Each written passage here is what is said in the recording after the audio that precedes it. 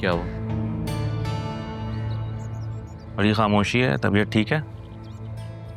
नहीं, ऐसे ही कुछ सोच रही थी। अल्लाह खैर करे। आप सोच रही हैं? क्यों? मैं जब सोचती हूँ तो खैर नहीं होती। मैं ये कह रहा हूँ कि अगर तुम राहा की शादी के बारे में सोच रही हो तो मत सोचना प्लीज। पता है, कहा है राहा ने मुझसे कि मेरी शादी के बारे में आपको सोचने की कोई जरूरत नहीं है। तो अब तुम उसकी ये बात मान लेना।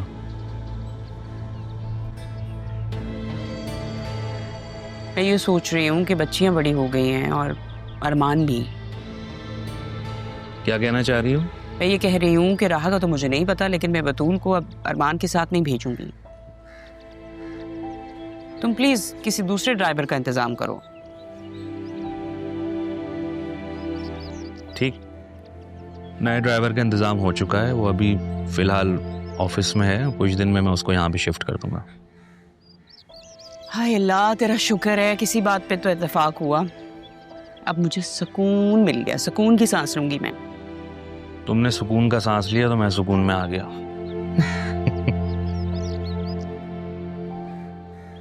अच्छा, वो जरियून आ रहा है कराची। रियली? ये वही है ना जो बाहर किसी कंट्री में रहता है? वो रहता बाहर है मगर अभी पाकिस्तान आ चुका है, नॉर्दर्न एरियाज गया हुआ है।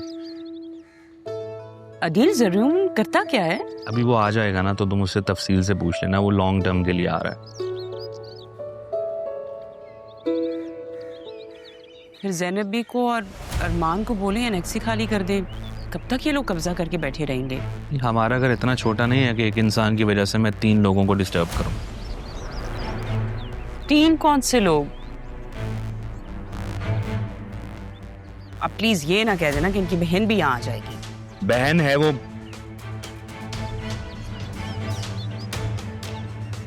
ज़ैनब बी की बहन है वो, तो मेरे लिए भी काबिल एहतराम है। ठीक है?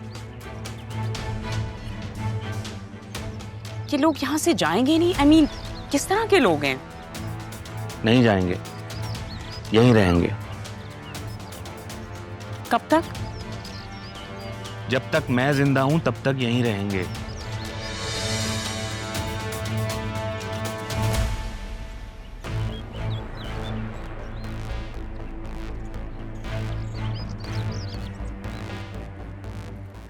बहुत ही कोई शेमलेस ढीठ किस्म के लोग हैं।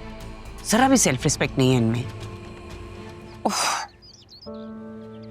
तो आसिया बेगम हमें यहाँ से भेजना चाहती हैं। मैं और अम्मी तो चले जाएंगे, लेकिन मुर्शद, वो तो अपनी बेटी के लिए यहाँ है। वो कैसे रह पाएंगी अब? ये बड़े लोग कितने बेहिस क्यों होते हैं?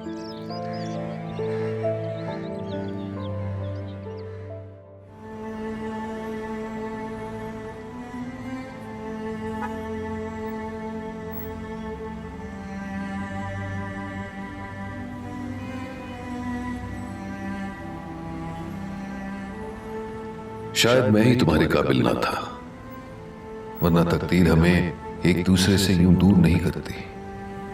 सोचा था तो मुझे कभी नहीं छोड़ोगी, लेकिन मैं तुम्हें छोड़ दूंगा ये नहीं सोचा था। मगर मेरी लालच तो रमी की खुदगर्जी ने तुम्हारे कदम उखाड़ दिए। लालच खुद को सेटल करने का, खुदगर्जी नस्ल को बढ़ाने की, जिसने मुझे अपनी औलाद, पहली औलाद को देखना नसीब तक ना होने दिया। कितना बदनसीब हूं मैं। पता नहीं तुमने हमारी बेटी को मेरे बारे में क्या क्या बताया होगा। जो भी बताया होगा वो झूठ भी तो नहीं होगा। सामने आ भी गई तो पहचानेगी भी नहीं। वो तो मुझे जानती भी नहीं होगी। काश एक बार तुम मिल जाओ, मैं तुम दोनों से माफी तो मांग सकूं।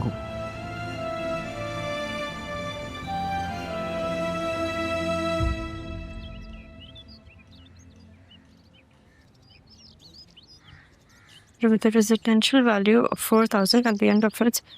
बतूल नहीं आएगी आज। हेलो, मेरे ख्याल से निकला हो, तुम्हारे सामने ही हूँ मैं। अरमान, जी जी, मैं वो बतूल भी का वेट कर रहा था। बस कब तक आ रही हैं? मैंने अभी कहा कि वो नहीं आ रही। तुम ही कहीं और घूमो, कुछ और भी सोच लिया करो। फुर्सत मिला तो कुछ और सोचूं। और जिस दिन मुझे फुर्सत मिलेगी ना, उस दिन मैं पूरी कहानी सुनूंगी। अभी फिलहाल चलते हैं। चलें। गलती भी खुद करो और फिर मुंह भी बनाओ। क्या हुआ है? आप मुझे ऐसे डांटा मत करें।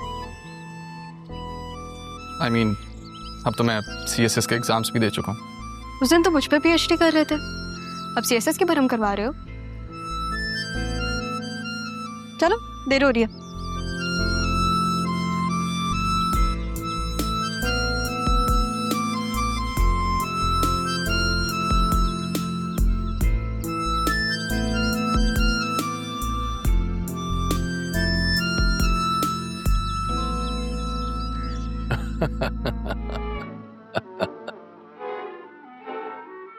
हाँ शाजिया, नहीं घर पे ही हूँ। क्या सरकारी मुलाजमत है? घर भी मिला हुआ है, बड़ी अच्छी बात है।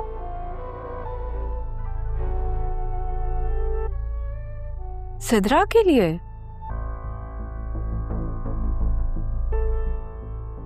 अच्छा हाँ शाजिया, लेकिन ये अकेले फैसला तो मैं नहीं कर सकती हूँ ना, मुझे कबीर से पूछना पड़ेगा। नहीं नहीं, चलती तो मेरी ही है, लेकिन वो ना जब तक इजाज़त ना दें मैं कुछ कर नहीं सकती हूँ। और तुम्हें पता नहीं है, अगर वो किसी काम से मना कर दे ना तो दुनिया इधर से उधर हो जाए, मैं अपनी बात नहीं मनवा सकती। हाँ नहीं नहीं शाजिया, बस मैं कबीर से बात करके तुम्हें बताती हूँ। ओके ओके, खुदा हाफिज। शर्म नहीं आती ना तुम दोनों को? बैठ के मेरा मजाक उड़ा रहे हो। और तुम्हारी बेटी के रिश्ते की बात कर रही हूँ और तुम तंजिया अंदाज में मुझे घूर रहे हो। नहीं नहीं, मुझे बस हैरत हो रही है। मेरा मतलब है, मैं सोच रहा था कि आज तुमने ऐसा क्या खा लिया है कि इतनी फरमा बरदार, इतनी ताबेदार हो गई हो। शादी के बाद तो ऐसा पहले महसूस कभी नहीं करने दिया। ताबेदार ही हूं ना, फरमा बरदार ही हूं जो अभी तक इस घर में बैठी हुई हूं। वरना तुम उस मनहूस तारा की वजह से मुझसे हमेशा बदगुमान रहे। सबसे पहले तो तुम्हारी ये गलत फहमी है, तारा मनहूस नहीं है। और दूसरी, तुम उससे इतनी जलती क्यों हो? तारा अचानक हमारे दरमियान कहां से आ गई? शुरू से थी हमारे दरमियान, तब भी और अब भी। इसीलिए तुम कभी मेरे हो ही नहीं सके। अच्छा, मेरे साथ स्कूल में टीचर है शाजिया, वो उसका भांजा है, उसकी सरकारी मुलाजमत भी है और अपना घर भी। अच्छा, सिद्रा की रिश्ते की बात कर रही थी। अम्मी, मुझे किसी से शादी नहीं करनी, आप मना कर दें। और आप तो सब कुछ जानती है, फिर भी मतलब हद है। अरे बेटा, संभालो अपनी लाडली को। इतनी समझ तो मुझे भी है कि मैं इसकी बातें समझ गया हूं। क्या कर सकती हूँ मैं? दिल के मामलात में बिल्कुल अपने बाप पे गई है। दुआ करो कि बाप जैसा मुकद्दर ना हो और ना ही मेरी माँ जैसे सास मिले जिसकी तुम जैसी कोई भांजी हो।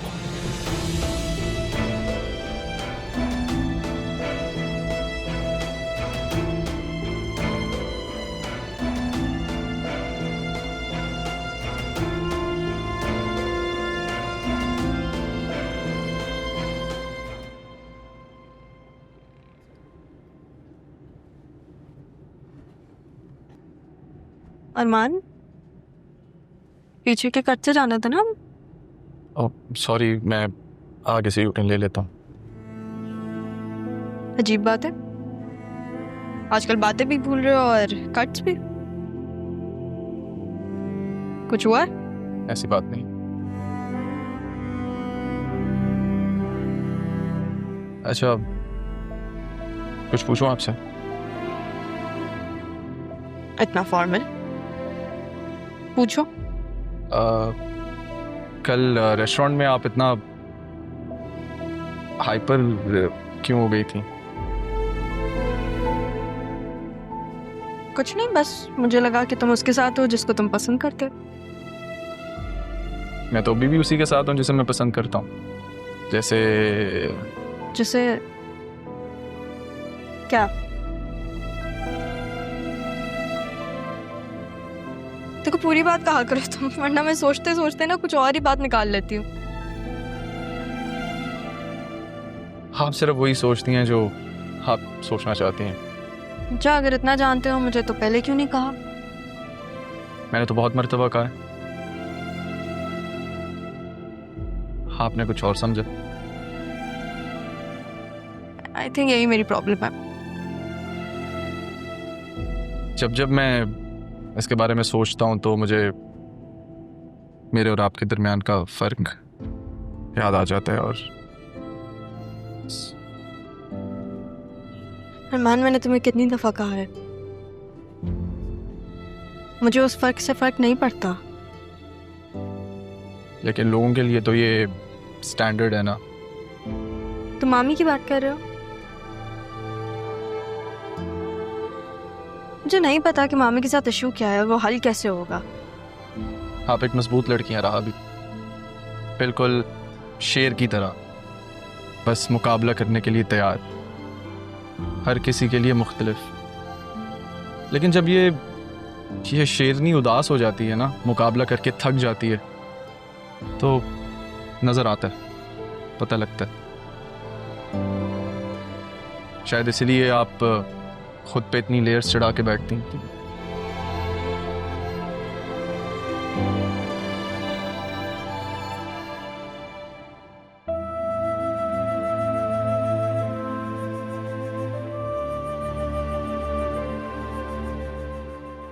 मैं चाहकर भी तुम्हारे आंसू साफ नहीं कर सका, तुम्हें गले नहीं लगा सका, तुम्हारे सर पे हाथ नहीं रख सका।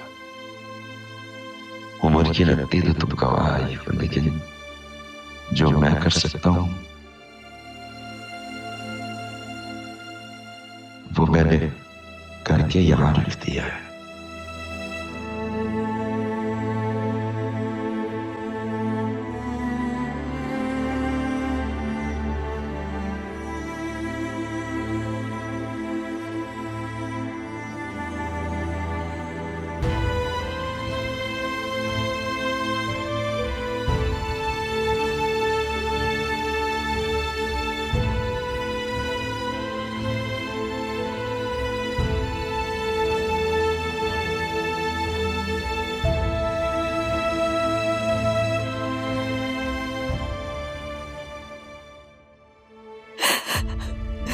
एक बार सीने से लगा ले पापा, किस तरह मनाऊं आपको? तरस गई हो आपकी मोहब्बत को। एक बार सर पर हाथ तो रख दे। तारा, मत रोए ना। ज़ैनब, आप ही समझाए ना पापा को, वो क्यों नहीं बात करते मुझसे? और अदील, वो भी नहीं बात कर रहा। आपने कहा था ना कि हॉस्पिटल में उसने मेरा बहुत ख्याल रखा था, तो फिर अब बात क्यों नहीं करता? सब ठीक हो जाएगा, आप उन्हें थोड़ा सा संभलने का मौका तो दें। तारा, जो दर्द आप अपने दिल में महसूस कर रही है ना, वही क़यामत उनके दिल पे गुजर रही है। अगर वो भी मेरी तरह मोहब्बत के लिए तड़प रहे, तो फिर मुझसे बात क्यों नहीं करते? सब ठीक हो जाएगा तारा, आप यहाँ तक आ गई हैं, देखिएगा आगे भी सब ठीक हो जाएगा। मानती हूँ आपसे गलती हो गई, लेकिन आपने इतनी तवील सजा भी तो काटी है। आपको अपने रब पे पूरा भरोसा रखना चाहिए, वो सच्चे दिल से नादिम होने वालों को सुरखरू करता। आपकी बातें दिल को बहुत हौसला देती हैं सनम। बेशक रब रहीम है, शायद किसी दिन मुझ कमतर पे भी रहम करते। जरूर आएगा तारा, जरूर आएगा। मैं कोई रास्ता बनाती हूँ, आपने मुझे अपनी बहन कहा था ना, और आपकी वजह से बड़े साहब मुझे अपनी बेटी और अदील साहब अपनी बहन मानते। तो आप भी यकीन कर लेना कि आपकी ये बहन आपकी मदद जरूर करेगी। अच्छा, अब रोना बंद करें और आप जल्दी से तैयार हो जाएं। आपने हॉस्पिटल भी तो जाना है। हाँ, हॉस्पिटल तो जाना है, मगर कैसे जाएंगे? अरमान तो है नहीं घर पे। हाँ, लेकिन कोई बात नहीं ना, मैंने आपसे कहा है मैं कोई ना कोई रास्ता निकाल लूंगी। आप बस अच्छे से तैयार हो जाइए।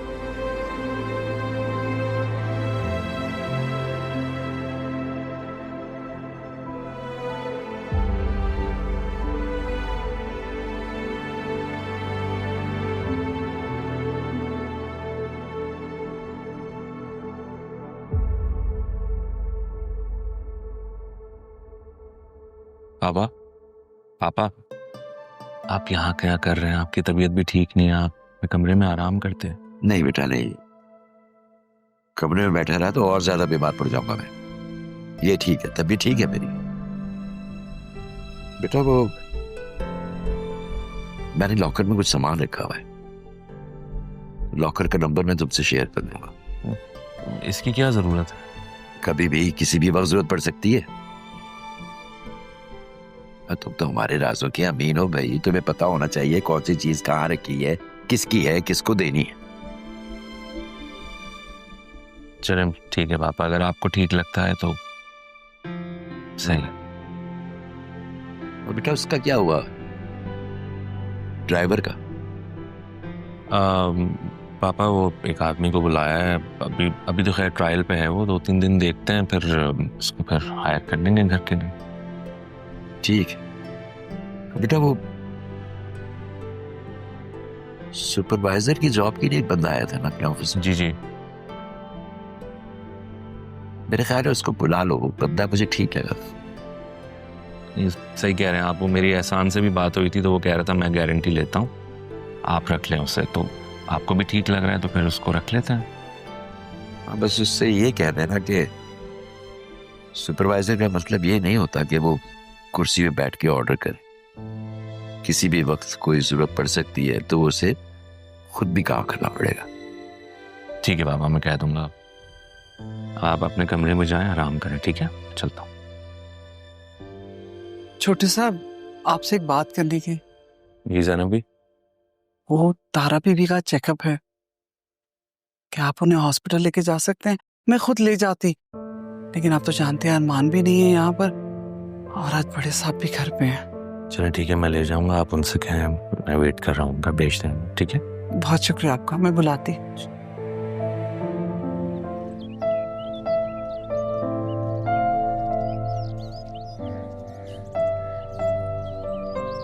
जब से आया घूरी जा रहे,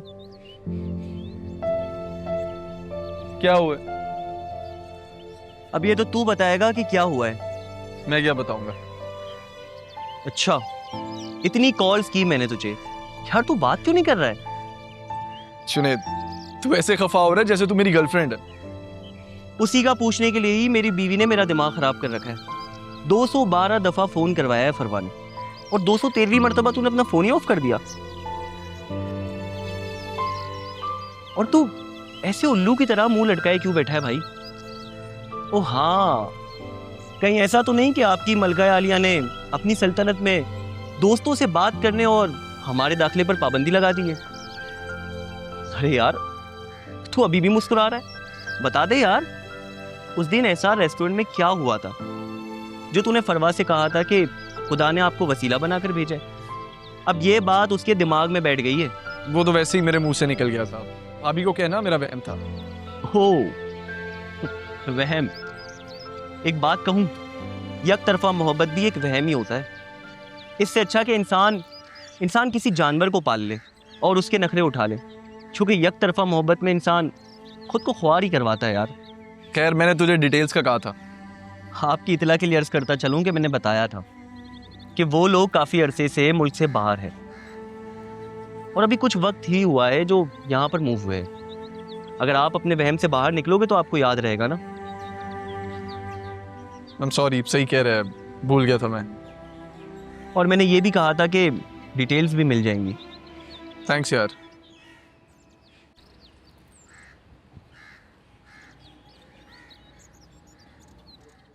क्या हुआ? पता नहीं क्या प्रॉब्लम हो गई, अचानक बंद हो गई गाड़ी। 1 मिनट रुके, मैं अपने मैकेनिक को फोन करता हूँ।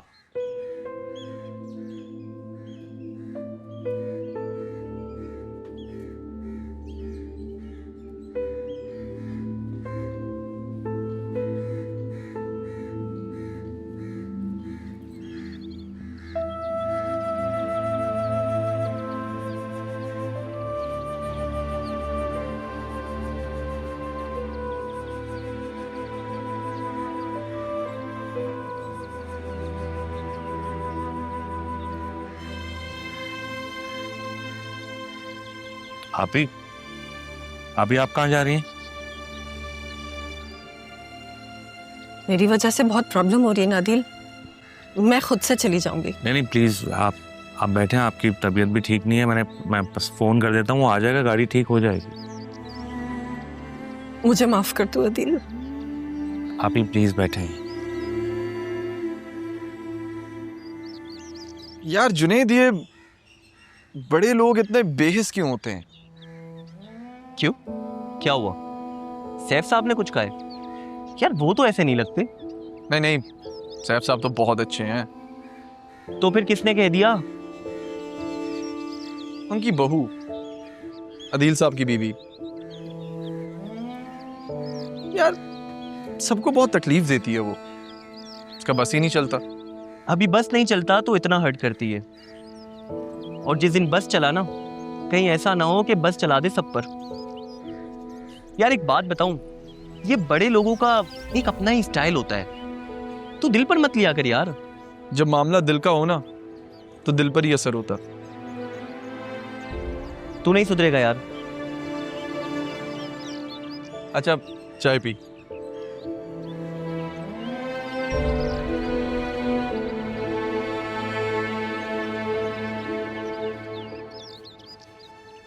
अम्मा भी के गुजरने के बाद आप ही आपकी मोहब्बत ने और अम्मा भी की मोहब्बत में बहुत रुलाया मुझे, बहुत दुख पहुंचा। लफ्ज़ शर्मिंदा अम्मा जी की मौत के आगे बहुत छोटा है। मेरी जिंदगी का सबसे बड़ा बोझ और दम अम्मा बी की मौत ही है।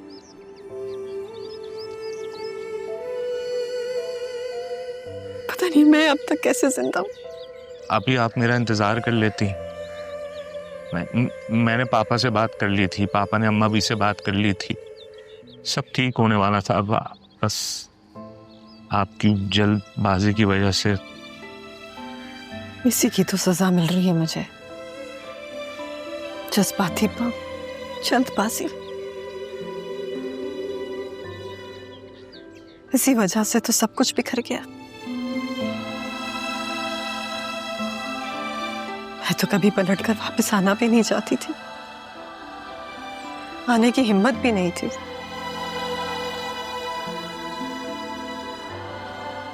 मगर औलाद की चाह ने मुझे लौटने पर मजबूर कर दिया। ये औलाद की मोहब्बत भी कितनी अजीब होती है नादी। कभी बहुत बड़ी ताकत और कभी बहुत बड़ी कमजोरी।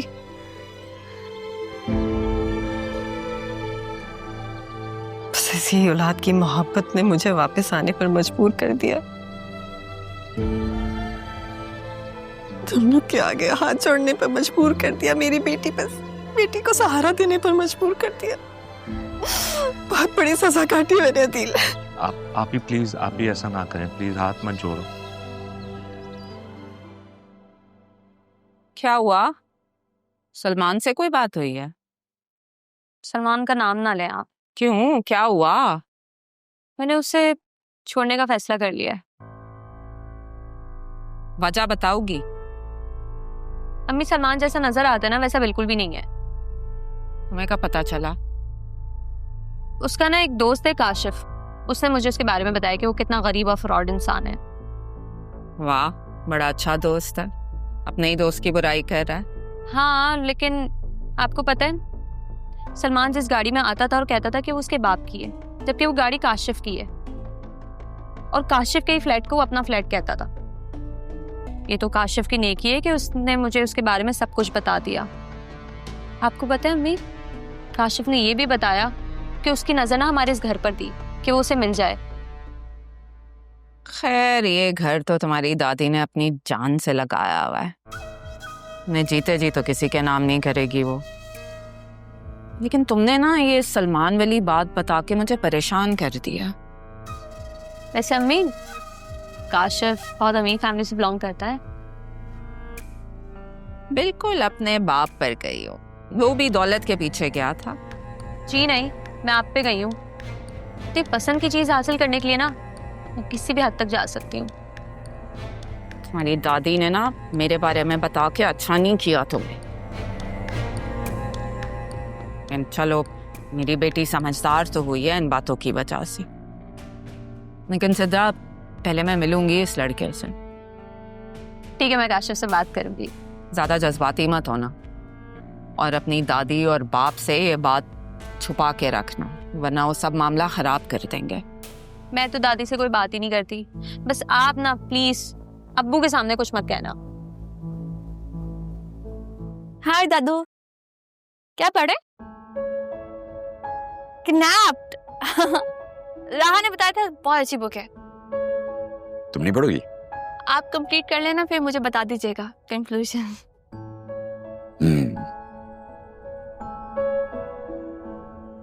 खैरियत है? जी, एक्चुअली कुछ बातें पूछनी थी मुझे आपसे। पूछो।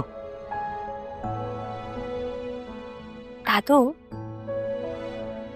आप दादी जान से कहाँ मिले? हमारे जमाने में मिलना मिलाना नहीं होता था, सीधी सीधी अरेंज्ड मैरिज थी बस। लेकिन बाबा तो कहते हैं कि आप दोनों की मोहब्बत बहुत मिसाली रही है, तो फिर किसी को जाने बगैर, समझे बगैर, उसके साथ टाइम स्पेंड किए बगैर आप उसके बारे में इतना कुछ कैसे जान सकते हैं कि उसके साथ जिंदगी गुजार सकें? बेटा, ये जो शादी होती है ना, ये बड़ी अनप्रेडिक्टेबल चीज, कभी बहुत चलती, कभी नहीं चलती, और उससे भी जालिम चीज जो है ना, वो वक्त होता है। कभी ना कभी अलग कर ही देता है, किसी को पहले, किसी को बाद में। बात कॉम्प्लिकेटेड है, थोड़ा आसान अल्फाज में बताए ना। तुम ये सब पूछ क्यों रही हो? बहुत बेबस है, बहुत बेबस हूं मैं चाह के भी किसी से ये नहीं कह सकता कि आप मेरी बहन हैं। आप अपनी जगह मजबूर हैं, मैं अपनी जगह। माफी तो रब भी दे देता है दिल, लेकिन अब मैं तुम्हें मजबूर नहीं करूंगी। मुझे यही सजा मिलनी चाहिए, मुझे माफी नहीं मिलनी चाहिए। मैं तुम सबकी जिंदगी से बहुत दूर चली जाऊंगी। अभी आपके जाने के बाद पापा बहुत टूट गए थे, वो राह में आपका चेहरा ढूंढते थे, उसकी बातों में, उसकी जिद में, उसकी खुशियों में, उसके बचपन में आपका बचपन तलाश करते थे पापा। तुम नहीं जानते, मैंने इतने साल गिड़गिड़ा कर माफी मांगते हुए अम्मा भी से ढेरों बातें की है। मुझे ऐसा लगता था जैसे अम्मा भी मेरे पास बैठी भी मेरी सारी बातें सुन रही हैं। मुझे उनकी खुशबू महसूस होती थी अदील। अभी तुम यही कहोगे कि उन्होंने मुझे माफ नहीं किया? सब कुछ बिखर गया था आपके जाने के बाद। अम्मा भी के गुजरने के बाद आप जब घर में नहीं थी, लोगों ने उल्टी सीधी बातें करना शुरू कर दी थी। पापा से ये बर्दाश्त नहीं हो रहा था। उन्हें मोहल्ला छोड़ना पड़ गया, कारोबार बदलना पड़ गया, आसिया को भी मैंने अभी अभी कुछ दिन पहले बताया। आप बाबा ने कहा था कि आपकी अरेंज मैरिज हुई है। बाबा ने भी आपकी पसंद की शादी की थी, लेकिन आप दोनों की जिंदगियां इतनी मुख्तलिफ है ना, इससे तो अच्छा था कि बाबा भी पसंद की शादी कर लेते। बेटा, मैं समझता हूं कि तुम्हारे बाबा जो हैं अपनी माँ की डेथ के बाद और अपनी बहन की लव मैरिज के बाद कुछ डर से गए। नहीं आप ही आप मेरे दिल में, पापा के दिल में जिंदा हैं। इतना सब कुछ हो जाने के बाद भी वो आपकी बातें करते हैं। वो थोड़े खफा हैं, थोड़ा वक्त लगेगा। दिल, अगर मैं इस घर में कुछ वक्त और गुजारूं तो क्या वो मुझे माफ कर देंगे? आप ही, मैं चाहता हूँ आप पापा से माफी मांगे, उनके सामने जाएं, उनके पास रहें। वो आप उनसे माफी मांग लेंगी। वो तो मेरी तरफ देखती भी नहीं आती। वो देखेंगे आपकी तरफ, वो समझेंगे। आप कोशिश करें ना प्लीज। मैं आपकी ड्यूटी लगवा देता हूँ। मेरा मतलब वो नहीं है आप ही, मैं बस इस वजह से कह रहा हूँ कि जाहिर है आसिया को कुछ मालूम नहीं है। तो कैसे भी अदील, मगर मुझे पापा के पास जाना है। मैं लेके चलूंगा आपको पापा के पास। Thank you Adeel. Thank you की कोई बात नहीं। आप बाबा ने ना मुझे पप्पू और राहा के बारे में सब बता दिया, तो मैं सब जानती हूँ। क्या बताया? यही कि राहा मेरे फुप्पो की बेटी है। कभी कभी जब मैं उसे देखती हूँ ना, तो मैं सोचती हूँ कि ये सब कुछ कितना मुख्तलिफ है उसके लिए। उसको देख के मेरा दिल उदास होता है दादू। सोचती हूँ काश उसकी भी मामा होती, उसकी भी फैमिली होती, सब साथ होते हम। आप जानते हैं राहा ना मामा में भी माँ का प्यार ढूंढती है। And you know how mama is. It all seems so sad and impossible. बेटी बात सुनो, दिस इज वेरी गुड कि तुम्हें राहा का इतना ख्याल। और जहां तक तुम्हारी मामा का सवाल है तो बिल्कुल सही कह रही है। ये भी सच है कि वो तुम्हारी मामा में अपनी मां को तलाश करती है। बेटा मगर हमने कभी राह को अकेला छोड़ा नहीं। तुम हो उसके साथ, तुम्हारे बाबा हैं उसके साथ, फिर मैं भी हूं।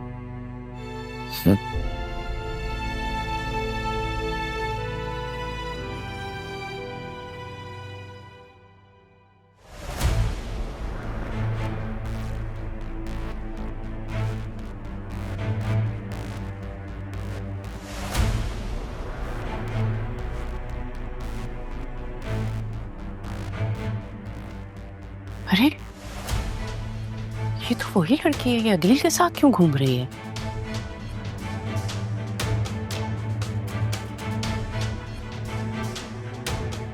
ये कहाँ तफरी करती फिर रही है अदील के साथ?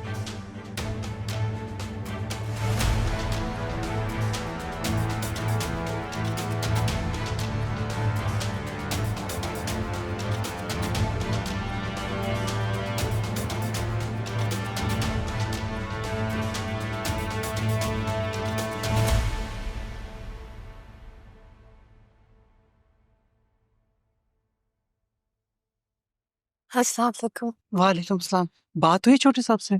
हाँ, उन्होंने कहा है कि मेरी ड्यूटी पापा के पास लगा देंगे। ये तो बहुत अच्छा हो जाएगा ना। ये तुम मेरे शौहर के साथ कहाँ गई थी? वो बेगम साहबा, इसकी तबीयत ठीक नहीं थी ना, तो इसलिए अदील साहब से कहा था कि इसे डॉक्टर पे ले जाएं। बड़े साहब भी घर पे है ना। अच्छा, अब ये घर की मुलाजमा मेरे हस्बैंड को अपना ड्राइवर बनाएगी? तौबा करें बेगम साहिबा, कैसी बातें कर रही हैं? वो तो बड़े साहब ने ही भेजा था और उन्होंने तो ताकीद की है कि मैं अपनी बहन का ख्याल रखूं, इसे किसी किस्म की कोई परेशानी ना हो। वरना तो आप जानती है ना, बड़े साहब कितनी जल्दी गुस्सा हो जाते हैं। पापा से तो मैं बात कर लूंगी, मुझे समझ में नहीं आती उनकी ये हमदर्दी का भूत कब उतरेगा। और तुम्हें गलती से अगर मेरे ससुर ने कह ही दिया था तो पीछे बैठ जाती। गाड़ी में आगे बैठने की क्या जरूरत थी?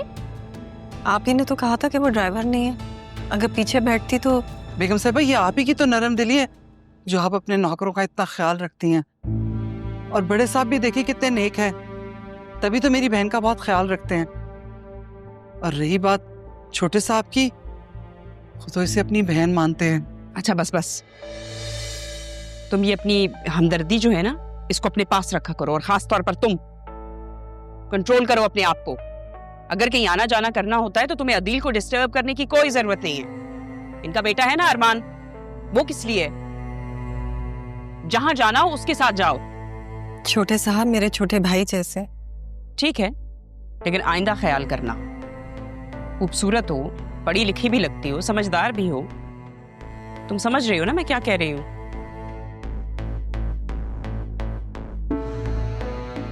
अब खड़ी क्यों हो? सारा दिन अगर कमरे में रहोगी तो जाहिर सी बात है बीमारी होगी। हाथ पैर हिलाओ, काम करो इनके साथ। और ये इन्हें तो अब तुमसे कोई फुर्सत ही नहीं है। जो भी लोगों की चुगलियां करनी होती है ना, इस किचन में किया करो।